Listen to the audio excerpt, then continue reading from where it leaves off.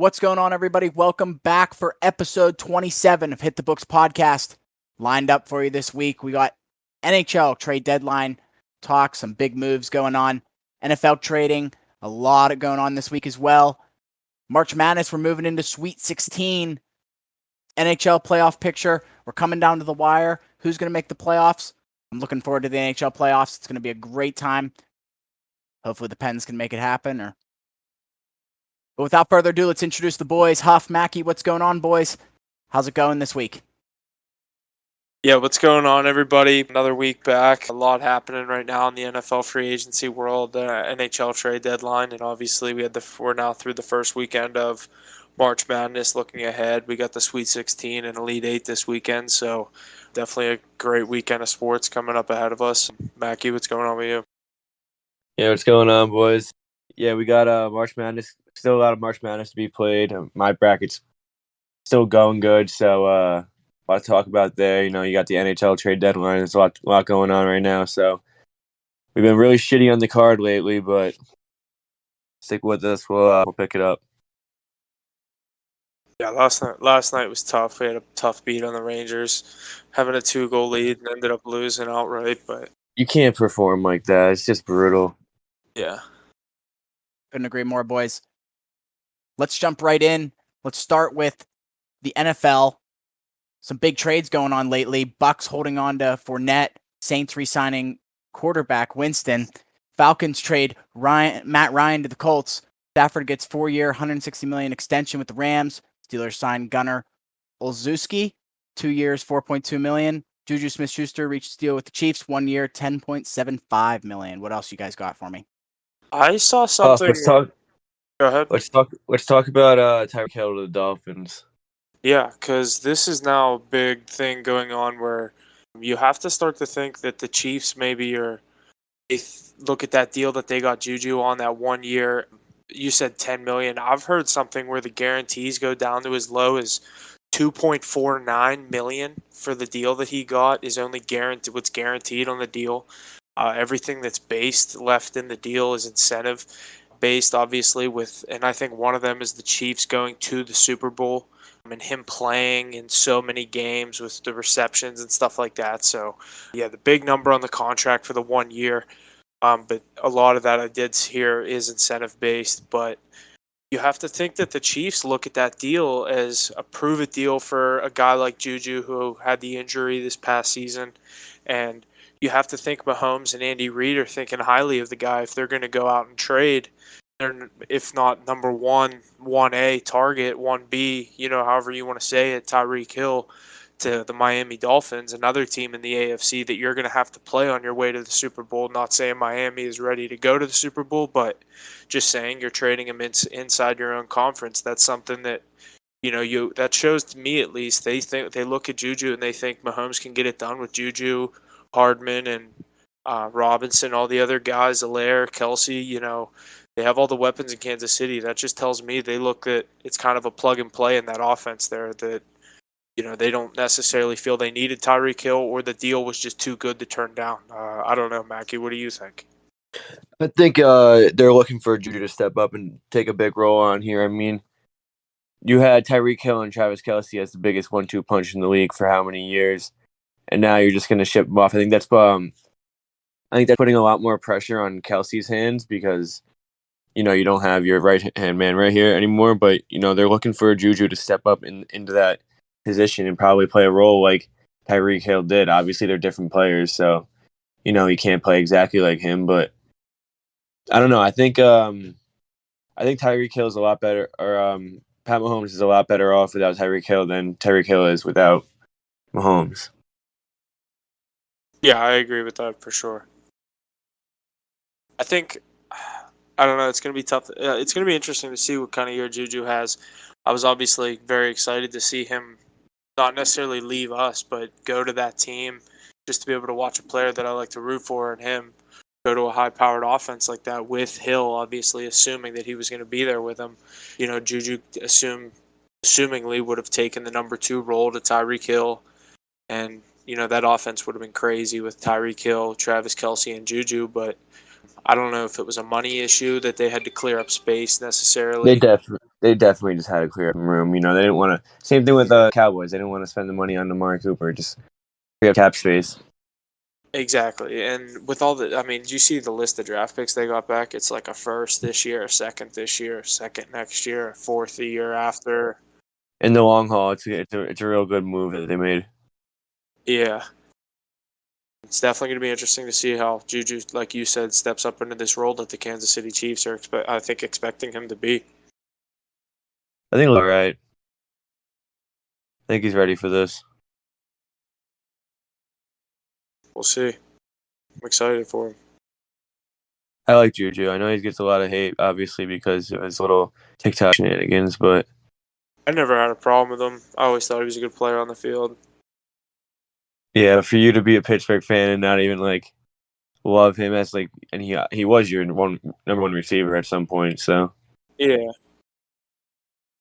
I've seen this too much with the Steelers over the past 7 years. We don't keep our receivers. They stay here for like 4 years, 5 years, and then they're lucky to get a contract here. Like you look all the way back at like the years of, Ben and Mike Wallace, and then under Mike Wallace it was Antonio Brown and Emmanuel Sanders, and then obviously that's when Sanders got the big deal to go to Denver, and that's when Mike Wallace got the big deal to go to Miami, and that's when AB slid into the number one role for obviously at 6, 7 years. I don't know how many years Antonio Brown was a Steeler. We know what happened there. That's when Juju slid into the role, and now we're going to see Deontay Johnson and Chase Claypool slide into that role. And you got to think the Steelers are looking to draft someone in the next, if not this year, next year for receiver. We have a lot of holes on our defense and offense, so I think wide receiver is a year that we can take a kind of a gap position where get a couple guys to fill in the depth chart and kind of address that role next year. But I did see something they were exploring trades for Claypool or something. But I would love that. I'm not a big Chase Claypool guy, but I am also excited to see how Deontay Johnson does as the true one going into training camp with the full expectations of being the number one receiver in the NFL. But because obviously last year he went into the season behind Juju on the depth chart. Juju got the injury, and Deontay he did fix his dropping issue last season compared to the year before, it being known for all the drops and stuff like that. But Deontay, he had obviously a Pro Bowl year last year. He was one of the fill-ins, but I am excited for both of these guys, being Juju going to Kansas City and now Deontay Johnson sliding into the official number one role with the Steelers. Having Trubisky, whether it be Trubisky under center or another, while we're on the Steelers, might as well say this. I'm hearing on all these draft boards and all over ESPN that the Steelers and Pittsburgh radio that the Steelers are just obsessed with Malik Willis. And I'm hearing that they're willing to trade up to get him if they feel it's necessary. So it looks then like what the was getting Steelers, Trubisky? What was getting Trubisky for? they think if Malik Willis isn't ready, they're going to do the Trubisky deal. The Steelers got that at a very team friendly deal. They look at that as bringing the veteran in. He accepted the backup role if for some reason Trubisky comes in and maybe struggles in camp and Willis is like slinging the ball down the field. If we do end up drafting him, they're just going to battle it out. It's really going to be a quarterback battle at camp this year already between Trubisky, Rudolph, and Haskins. Not really saying Rudolph or Haskins are really in position to be the starter. Maybe obviously the presumptual starter is Trubisky, but I'm hearing that Tomlin and the Steelers general manager are obsessed with Malik Willis. But they were also at the Ole Miss Pro Day today to watch Matt Corral's Pro Day. So it's looking like the Steelers are definitely shopping quarterbacks. And I've been saying for months I want them to go offensive line to get Najee. They'll get the boost the run blocking, but they have addressed that via free agency. They've brought in a couple of pieces, not really too huge, but I do think if Tomlin loves Malik Willis and he's willing to say that's my guy, I trust him. So if he's the next coming of Sean Watson or Lamar Jackson, yeah, take him with your pick. I mean, you know what I mean? Those guys know football more than me. I'm going to trust their opinion when they say this guy has talent. I can't say I watched too many Liberty games, but Yeah. I did watch his pro day highlights. The kid can sling the ball and he can move, so definitely would bring an excitement to to an offense that's been kind of, obviously we know the style that the Steelers played the past 17, 18 years with number 7 under center, really not moving too much around, and getting a guy like Malik Willis under center, that would really, give Tomlin free reign on the play calling, but he might take a seat behind Trubisky if Trubisky, looks better in camp and Willis looks like he has a couple things that he could work on throughout the season under a veteran like Trubisky. It might be beneficial to a young guy like him, being only 22 years old. So, I don't know. I'm excited to see what happens with the draft, but I'm starting to want Malik Willis to be a Steeler. Yeah, I don't know. I think it'd be good for you guys. I haven't seen much on him, but I know he's nice mobile quarterback. So Yeah, and that's the thing is like all these years watching Ben, it's just like seeing all these fun mobile quarterbacks and like having to deal with the dual threat of like they can sling the ball or just move around. I'm just ready for like a new style offense. You know what I mean? yeah, see what Tomlin can do with it. Yeah, exactly. It's literally like when the Ravens went from Joe Flacco to Lamar Jackson, like complete different. You know what I mean? Like obviously Yeah, Flacco's not the quarterback Roethlisberger was, but Willis isn't the quarterback Jackson is. You know what I mean?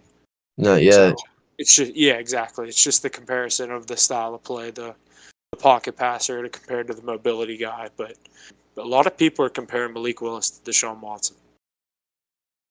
It's a good comparison, I guess. He's getting high praise, that's for sure. Yeah, it's a good comparison to get.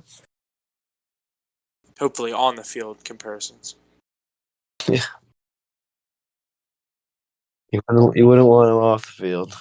We were talking receivers. Let's talk another receiver that got moved, Devontae Adams, to the Raiders. Yeah, what do you think that does for Derek Carr and the Raiders here? I don't know. I mean, yeah, obviously he's gonna help your team out, but why are you going to a team in that division, especially the Raiders out of everyone? I mean, like, here's my thing with Derek Carr. He's like, when I think of Derek Carr, I just think of like the max potential is like a wild card game, and like he might win it. You know what I mean? Like he's not guaranteed to win it. He's not a Super Bowl winning quarterback. I mean, Exactly. Like he might I'm win. He might win you a playoff game. Like 30% chance if you get there, he's gonna win the game. You know what I'm saying? yeah. Because like he's been there. He has gotten to the playoffs, obviously, but when he gets there, it's just he's such an average quarterback. And it seems like over the past couple seasons that the Raiders have been kind of pushing their chips all in on getting Carr a true weapon to go to. Obviously, we know he has Waller. We know he has Jacobs in the backfield, but obviously Renfro's a very nice piece there for him. We know what happened with Ruggs, but you look at the Imagine they still receivers. had Ruggs. Yeah, but you look at the receivers that have left the Raiders organization over the past so many years. Like they drafted Amari Cooper, he got the hell out of there. Then Antonio Brown went there, pulled his little stunt, wanted the hell out of there. It's just like you have to wonder if it's a thing like these receivers not wanting to play with Carr, or if it's something else. But it certainly doesn't look good on a quarterback that all these receivers come in and leave that fast. You know, Vegas isn't an easy city to just act normal in. You know, it's like you're a famous person in Vegas, you're gonna act out a little. I mean, yeah, I would. But if I'm in the NFL, it's like it's just so tough. That team is just getting such a bad rap with all these players that are getting in trouble. Yeah. You know, Derek Carr's gotta get them in line. I feel like there's a couple other big moves that I did want to talk about. I'm kind of blanking right now, but I have Pro Football Focus pulled up. Deshaun to the Browns, you can talk about that. Yeah. So I do need to pull up FanDuel. Obviously, I want to look at the odds for the AFC North. I believe the Browns are the betting favorite to win the division going into next season. That's crazy. Yeah.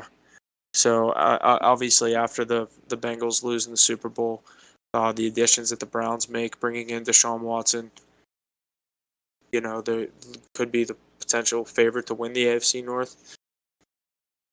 Yeah, definitely Cleveland kind of going all in for sure. So, yeah, plus 185, the favorite to win the division. Right behind them, the Baltimore Ravens plus 200. The Cincinnati Bengals in third at plus 220. The Steelers at plus 850. in the basement of the division. Wow, the Steelers. Dude, they draft Malik Willis. Those odds might go down. Not like That division's just so close. I mean, that was the Yeah. Bengals. That was the Bengals last year. That's what I'm saying. They were like plus 3,000. Everyone else was like plus 200. That's what I'm saying. And if we draft Willis and he is the player that people are comparing him to, and like, you can change up that offense. Like anything can happen in this division. Same with the AFC West this year. Really, anything can happen. Like you look at the odds to win the AFC West. It's the Chiefs. Obviously, they're going to be the favorite, plus 150. They're not. I was gonna say they're not minus, right? No, plus 150. The Chargers are plus 240, and the Broncos plus 280. Raiders plus 600 even. Yeah, that's a closer division, I think, than the AFC North. Yeah. That's a crazy division. It's insanely competitive. And you got to play six divisional games. That's tough. My two favorite quarterbacks are now in the same division, Russ and Mahomes. Because I was always hoping the past couple seasons, like obviously rooting for the Steelers, but like dream Super Bowl, that would have been sweet. I always wanted to see Russ versus Mahomes in the Super Bowl, Seattle versus Kansas City. So who do you want to see win that division now?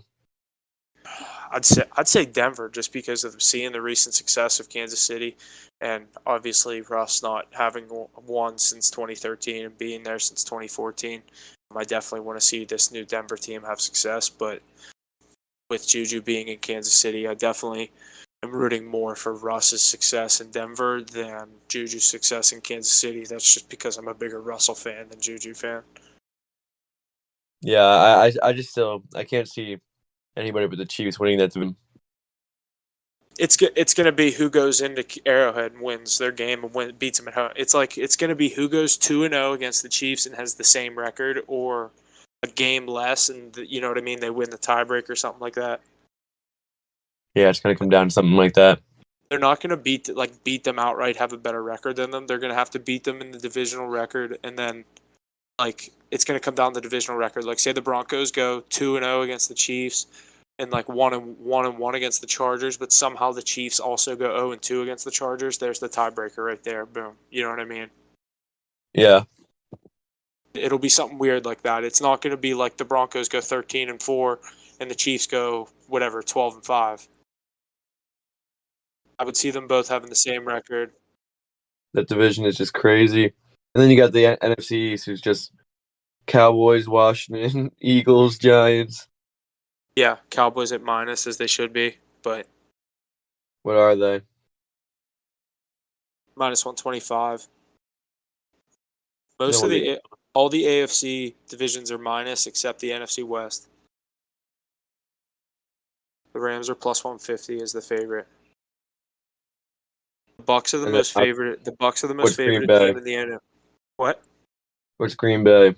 Minus 180. The Bucs are the most favored team in the NFL to win their division. Obviously, with this condition of the Saints, Panthers, and the Falcons, the Bucs are minus 320 to win their division. 320. Wow. Jesse, what do you think of the Steelers' additions, or what they should do going into this season? Do you want to see a quarterback, or would you like to see them address maybe the offensive line, or address the run, maybe the run stop and the issues that this team had on defense? I like how you said it. I think offensive line in stopping or building up that run blocking. The quarterback, I think Trubinsky, I really hope he can come in and do well and shine some light, but you never know. I think an offensive line is going to really help him, or whoever our quarterback is, excel at that part. Do you think they're going to make more moves, Huff? Do you think much more is coming down the line, or do you think it's...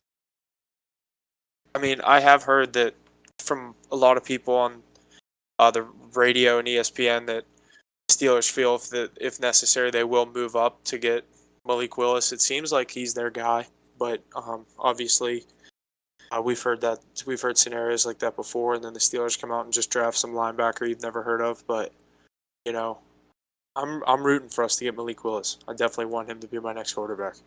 With me, I'm the one that I defended the Trubisky signing. I was okay with them bringing in Trubisky. I thought it was a good deal for us. I still think it is, bringing in a young rookie quarterback to have a guy, not necessarily like Trubisky's the Super Bowl winning quarterback, but he's been around the league a couple years now. Just a guy like that to show Malik Willis the ropes of like the side of handling yourself as a professional and stuff like that. People forget Malik Willis did transfer from Auburn. He was an SEC guy, highly recruited to the SEC, but transferred to Liberty, lit it up obviously. But I'm definitely excited to see this kid play. I think it would be awesome to have both the choice between both of them. Like you said, if one excels at training camp, to take that one over the other. But I would love to have both of them. Like you said, Huff, I think that'd be the best option. Who knows? I'm excited for that. Yeah, that'd be a really good quarterback battle going into camp with. Like, obviously, you're not expecting to win the Super Bowl with that condition, or obviously those quarterbacks being a rookie, and obviously people don't have high hopes on Trubisky. But I'm really excited for this offseason in the next era of the Steelers. Obviously, I appreciate everything Big Ben did, but I'm kind of ready for the next page. And like I said, I just want a new style. I want a mobile quarterback. That's all I want. I wanted Deshaun Watson, Russell Wilson. I want Malik Willis now. He's my next guy. It's going to be a whole different offense if we get a mobile quarterback. I'm not stopping until I get my mobile quarterback. Alrighty, and another big NFL offseason edition made by a prominent team, now the defending Super Bowl champion Los Angeles Rams, bringing in the Chicago Bears. Number one wide receiver Allen Robinson signed a 3-year, $45 million deal with the Los Angeles Rams coming in. Obviously, I would assume he knows he's going to be the number 2 behind Kupp.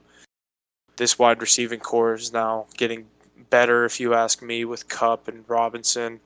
You got to think I think they're still looking to try to keep Odell. I think Odell is going to be waiting towards the end of free agency, being with the injury he had. He's going to wait to sign a deal. I think it's going to be a team-friendly deal on the lower side of the money. He might be trying to run this thing back with LA. The team still looks good. Not too many losses, but I think if the Rams are able to keep Odell Beckham Jr., having Kupp, Robinson, and OBJ, that's a disgusting wide receiving core. But obviously we know that the Rams traded Robert Woods to Tennessee, so they do not have Robert Woods anymore. We forgot to mention that one as well. Yeah, well, they didn't really have him last year either. I was gonna say, but he was injured last year, and that's why they brought in Odell. Yeah, I mean, I think this is a good move for both for both Allen Robinson and the Rams here, because Robinson hasn't really been able to be himself. I feel like he hasn't been able to shine the past few years. He was on that Jacksonville team, and then he went to the Bears, and then I don't know, he just hasn't been able to really put up the numbers that he used to in 2017 when that Jacksonville team was actually a good contenders. But I think going to the Rams here, he's got Matt Stafford. He's got other options on the team to take all the commotion around him away. So I think he can put up some good numbers this year. I think it's a good ad for them. Yeah, Jesse mentioned Stafford gets the new deal. Everyone on the Rams, you heard McVay say, let's run this back.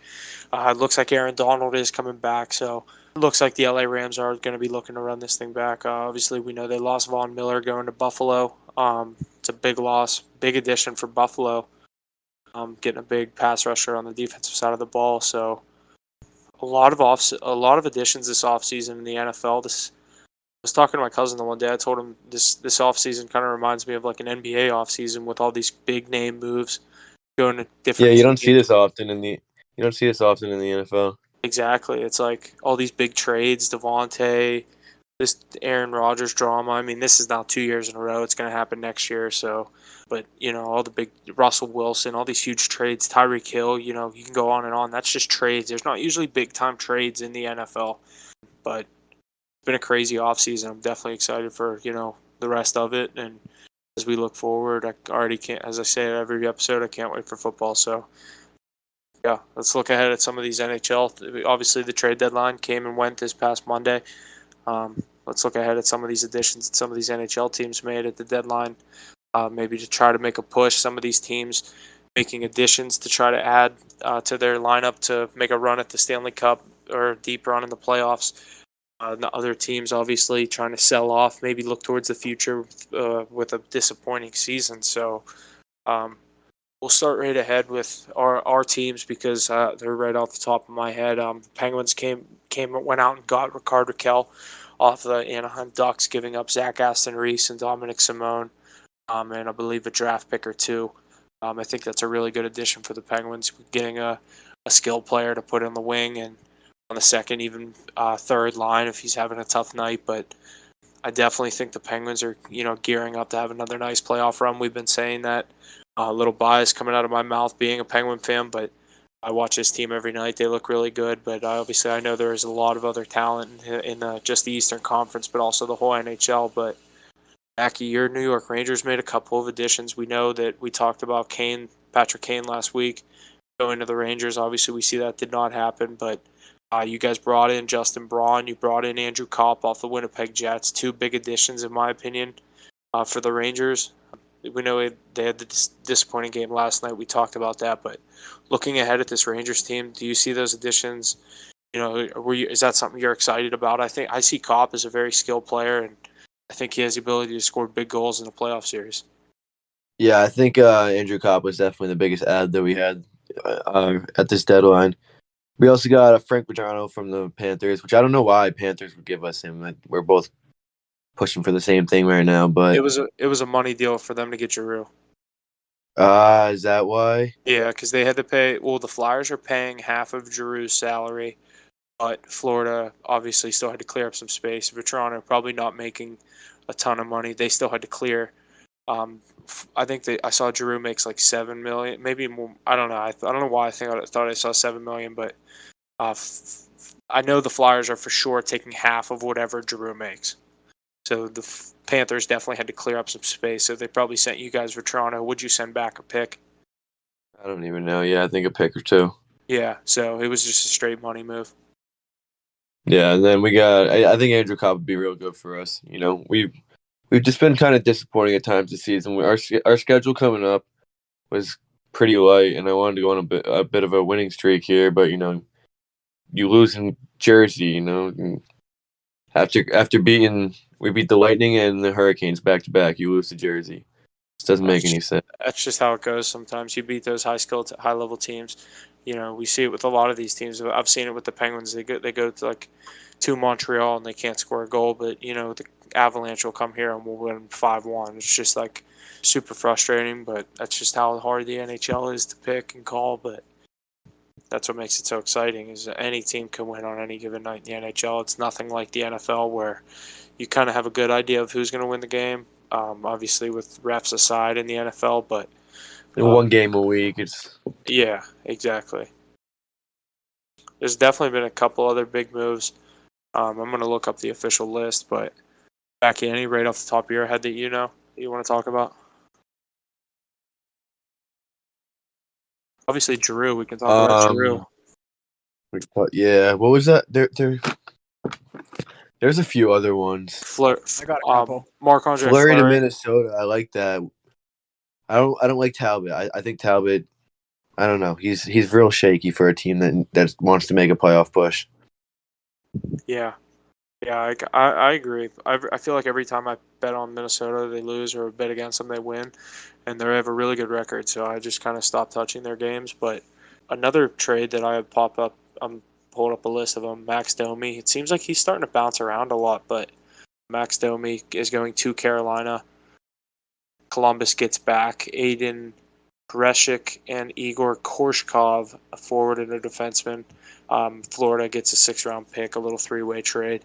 So Max Domi now on another team. Let's see here. Any other big ones going to pop up? And here's the Andrew Kopp deal. Rangers getting Andrew Kopp and a 6th-round pick. Winnipeg getting Morgan Barron, 2 conditional 2nd-round picks, and a 2023 5th-rounder. Derek Brassard headed to Edmonton. Derek Brassard headed to Edmonton, back to Philadelphia, getting a 4th-round pick. The official trade was Pittsburgh receiving Rickard Rakell, Anaheim getting Zach Aston Reese, Dominic Simone, a prospect, and a 2022 2nd-round pick. Another good one for the Rangers, Tyler Mott, nice little penalty killer from the Vancouver Canucks, going back as a 4th-round pick.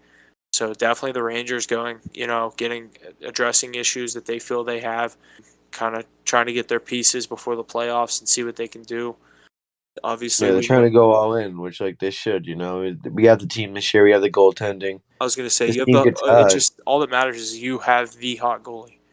We have, yeah. I mean, he's been a little shaky recently, but at the end of the day, he's the most trustworthy goalie in the NHL, in my opinion. So Yeah, him and Vasilevsky.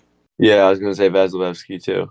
It's just the fact that, like, someone brought up a point today on Spittin' Chicklets, the fact that Vasilevsky has never lost back-to-back playoff games. That's insane.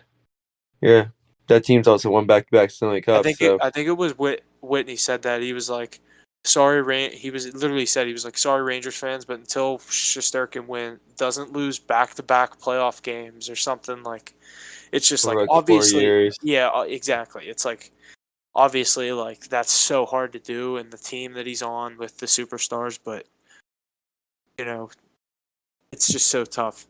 They're obviously the 2 greatest goalies in the NHL right now, but I think it's tough to say. Whoever gets hot, it would be crazy if somehow you two played each other in the playoffs. Probably gonna.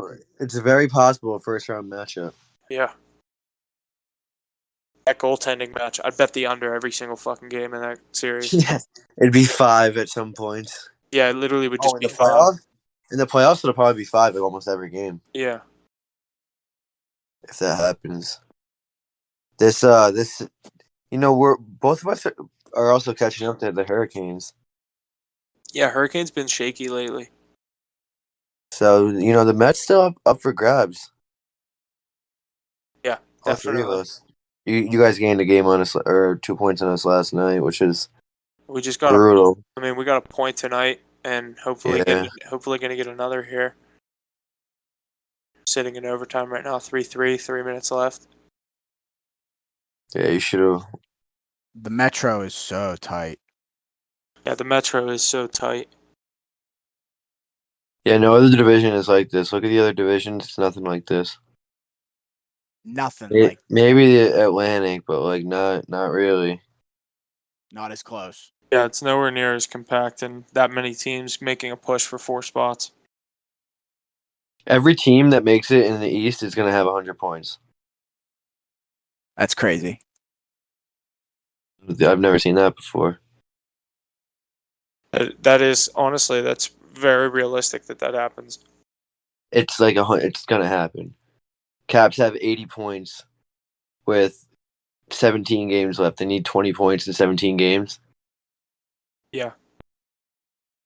It's going to happen. Yeah.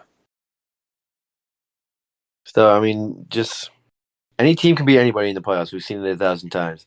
We've seen Columbus sweep. Who would they sweep? Tampa? That was like 3 years ago.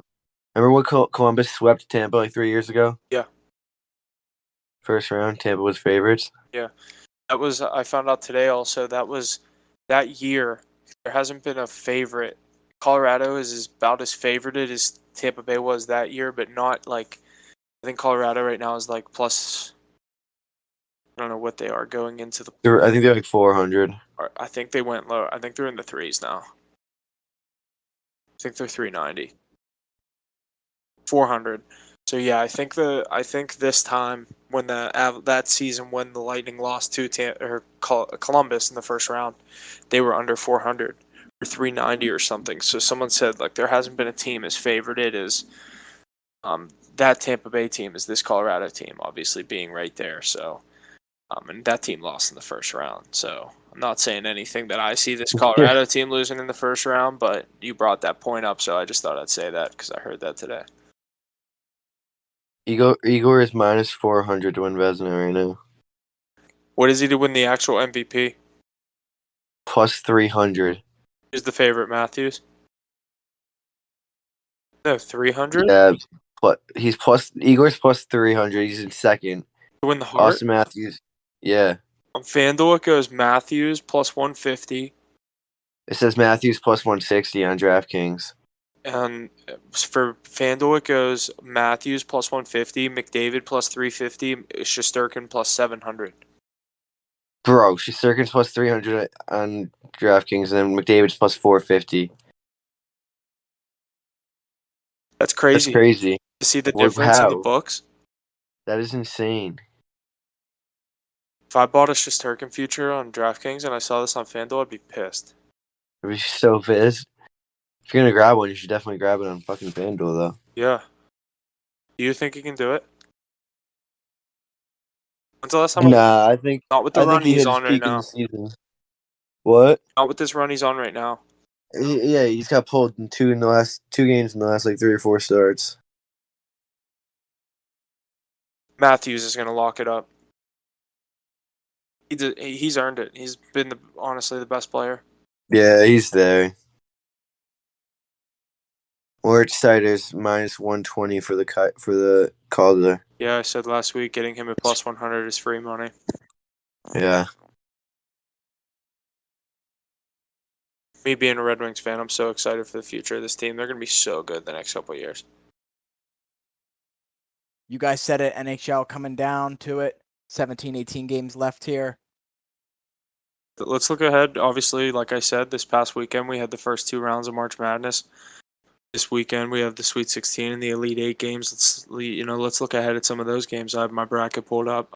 I don't know if you guys want to pull yours up. We can kind of go through each of these individual games, see who each of us have, just kind of sake of conversation, and kind of make a couple points on why we like each team. Maybe make a Final Four pick. Maybe moving on from here. What do you think? I think we should talk about it, and then we can each give like our own Final Four and then our own winner. Yeah, I like that. Alrighty, we'll start up top. We're going to have first game, or not necessarily first game, but top game on the bracket in the West. We got Gonzaga and Arkansas. I have Gonzaga winning this game. They are a team that I see in the Final Four and national championship game, so I have them beating Arkansas. That's nothing against Arkansas.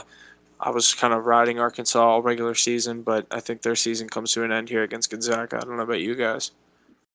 Yeah, Arkansas is a team that I've bet on the entire year. They won me a lot of money, but Gonzaga's just too good at this point. The only team I can really see beating Gonzaga is Kansas, and they can't see them until the championship. So Yeah. I like that spread though. Plus 9.5 for Arkansas. I haven't looked at any of the spreads for the Sweet 16 yet.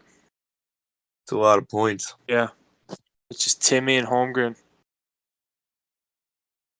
I absolutely love Gonzaga to win this game, but Arkansas is definitely going to cover. What about Duke, Texas Tech? Who do you got winning that one? I got Duke. Just because of Krzyzewski? No, I just think Duke matches up in that game. I think Banchero has a nice game, but I do have Duke losing the next game to Gonzaga. This is a good matchup for Duke, I will say. Texas Tech is very reliant on their defense, and Duke is very offensive heavy. So, good offense beats better defense. Yeah. So I think Duke moves on and then loses to Gonzaga in the Elite 8. All right, what about Arizona, Houston? Arizona and Houston. I have Arizona moving on. I could see Houston winning this game. Houston really surprised me last week, or last game. Who did they play again? Oh, Illinois. They blew them out. Yeah. Houston looks good. Houston does not look like a 5 seed. They're more like a 2 or a 3 seed. This should be a really good game. Yeah. And Arizona didn't look their best last game against TCU, so they got lucky, honestly. Yeah, I'm excited for this game. I have Arizona. And we'll look at the other game in the South right now, real quick, before we say who we like in the next one. But we have Michigan and Villanova, 11 seed versus a 2 seed. Who do you have moving on? I like Villanova. Yeah, I see Michigan's run come to an end here. I've been wrong a few times about Michigan already, but Villanova's just too experienced. You got Colin Gillespie. My bad. He's in his 5th year. He's too good. He's really good, and I really hate him, but he's really good. So I think Villanova should definitely move on here. Did you see the meme where it was like, has anyone ever seen that Ryan Giacono and Colin Gillespie in the same room? Who's that? The dude that passed the ball to Chris Jenkins when they won the national championship, the point guard. Oh. They were like, have you ever seen these two in the same room? And it's pictures of them. It's so funny. That's funny. It's like Villanova stays relevant by just cloning their players. He really is he just a guy that never leaves college. He's like Ron Baker. Yeah. Let's move on to the East Division. We got North Carolina and UCLA. I like this game a lot, but I like UCLA to win this. This is going to be a really good game. I mean, North Carolina's they're running right now. I was gonna say this is a very toss-up game. Part of me thinks North Carolina. If North Carolina wins this game, they go to the Final Four. Yeah, I don't think Purdue has it to get there, and I obviously don't think St. Peter's should be in the Final Four. But I think North Carolina, if they win this game, I think whoever wins this game is going to go to the Final Four. I think it'll be really close. North Carolina, dude, they're rolling right now. That big white guy down low, he's good. Yeah. I don't know. UCLA is pretty good too, though. Juzang, Tiger Campbell. Yeah, they got names. It'll be a toss-up, It'll be a good game. That is going to be a good game. That one's Friday. And then we got Purdue, St. Peter's. This is where I think I see St. Peter's run come to an end. I really want St. Peter's here. I think everyone's rooting for them, but I Jaden really Ivey, dude. hope they make it happen. Jesse's the biggest St. Peter's Peacock fan. Let's go, Dude, Peacock. Who's not a St. Peter's fan right now? You see that guy, that white kid, the one white kid on the team? Dirt. He got an NIL deal with Buffalo Wild Wings. That's sick. Yeah, crazy what this tournament does for you. Win a few games. Yeah, I agree though. I think Purdue wins this game. Don't count St. Peter's out to cover though. No, definitely not. This could be a good game. Does anyone have the spread on that? It was 9.5, I think. Oh, they can cover that. 12.5. I love it. Oh, they can cover that. I love That's crazy. 12.5. I like it too. I don't know. We'll see. It could also be a 40-point game. I'm dying with the Peacocks. We'll see. All right, next up. You know you're gonna have those idiots that take St. Peter's plus 610 money line, but if it hits, I mean, you had those idiots that probably took him plus 1,700. yeah. I wish I was one of them. Yeah. Well, I had Kentucky going pretty far, so it wasn't I'd have me. in the Final Four. I had him in the championship in one of my leagues, or one of my brackets. All right, Kansas Providence. What do you think? I like Kansas here. Dude, I love Providence, but Kansas is just too good. Mm-hmm. Coming out, they won the hardest conference in college basketball. They're rolling right now. They're on. I don't see many teams beating them. Yeah, I think Kansas, obviously, with what's going on in the other side of the Midwest bracket, with the other game being Iowa State and Miami, I think Kansas wins this game against Providence and then beats Iowa State or Miami. Yeah, I actually had Miami going into the Elite Eight and losing to Kansas.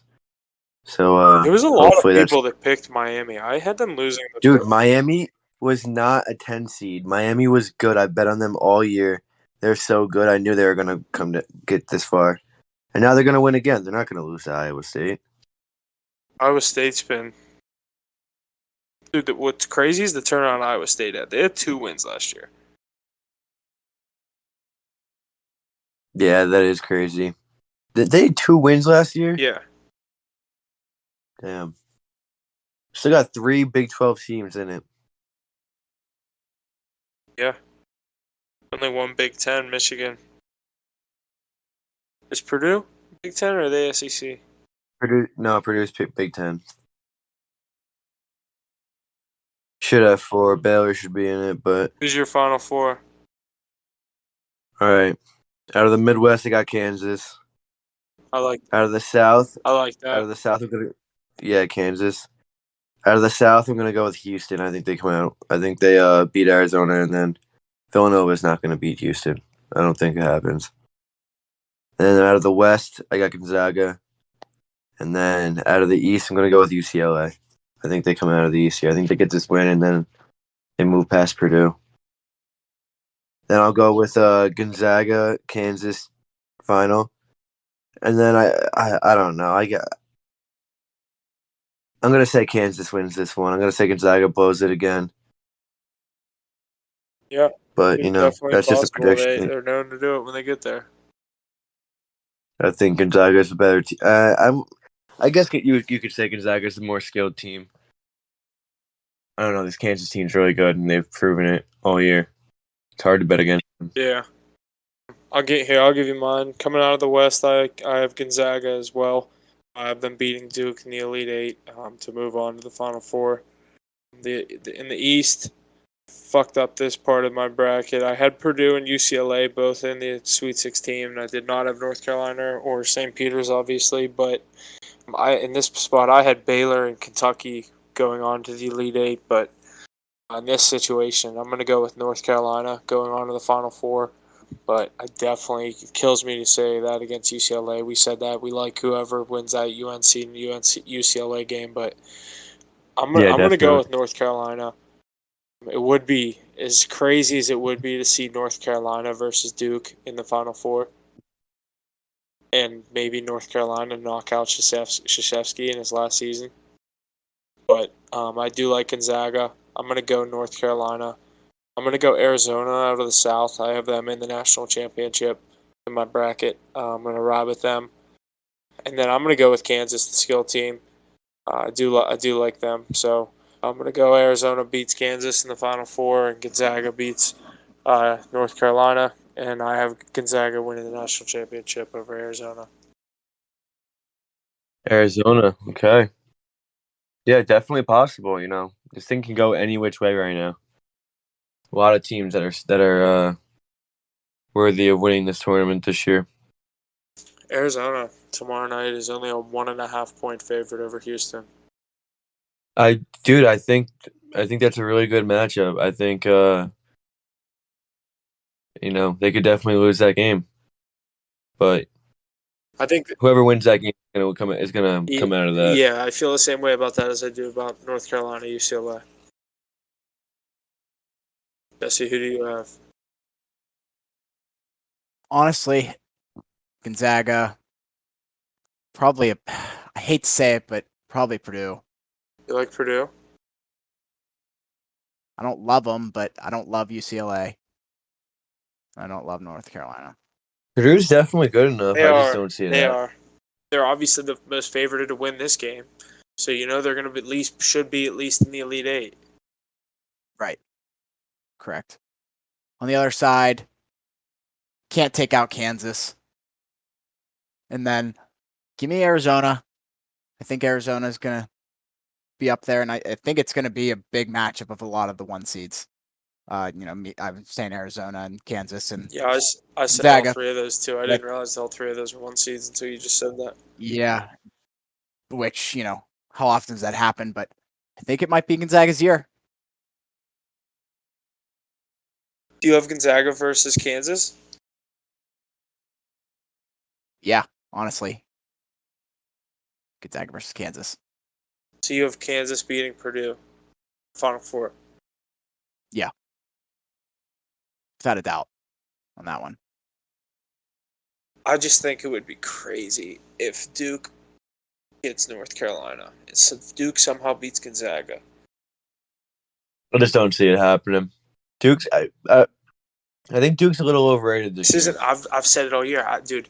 My most confident bet of the college basketball season so far was Virginia Tech in the ACC championship. I love that. I love that game. I've been betting. I had North Carolina in Krzyzewski's last game at Cameron. There's been a lot of games where I've bet against Duke taking their away or the other team's spread, and it's been very good for me. But let's see what's the spread tomorrow. Duke +1 against Texas Tech. Do you like that, Mackie? I don't know. All these spreads tomorrow are so tight. Gonna be good games, dude. I can't wait. I'm excited. Starts at 7 with Gonzaga, Arkansas. You guys like Arkansas plus 9.5 in that? I do. Gonzaga hasn't covered a spread yet. Yeah, I do. Yeah, I like Arkansas there with the points, but I do think Gonzaga wins the game. Obviously, we've said that. Michigan, Villanova -5. Yeah, I think they cover that 5-point spread. I do too. I think it gets away from Michigan at the end. I think it make it like 11 to 13 point game. Yeah. Texas Tech, Duke. Texas Tech -1. Who do you like? I'd take a money line here. I'll tell you the money lines. Texas Tech -118. Duke -102. For now, I'm gonna say I'll say Duke on the money line. I actually like the over in that game. 137. I think both teams are able to score with.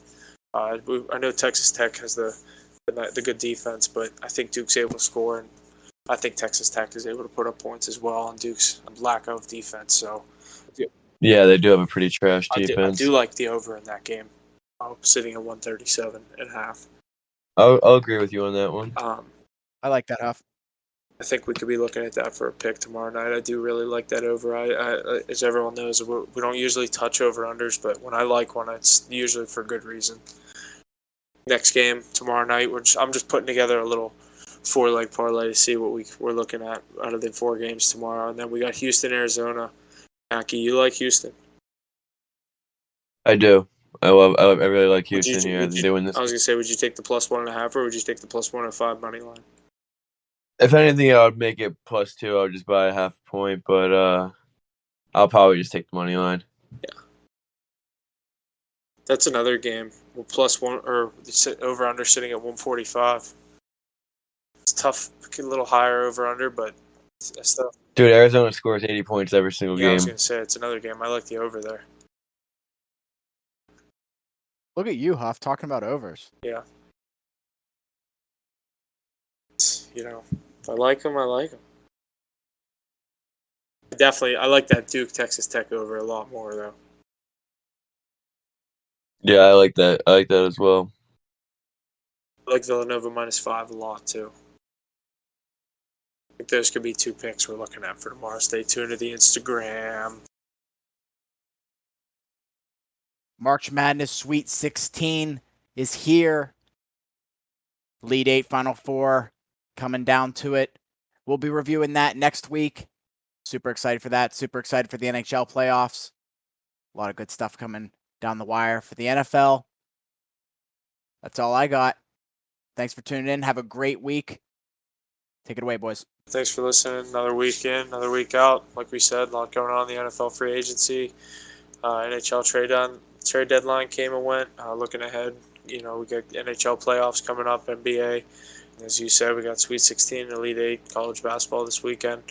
A lot going on. Stay tuned to the Instagram, TikTok, stuff like that, per usual. But hand it over to Mackie before we get out of here. Thanks for listening. Yeah, boys, another week gone.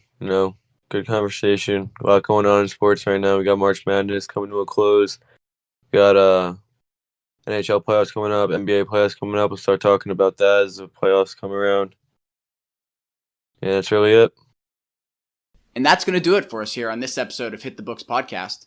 Be sure to check us out on our various social media platforms.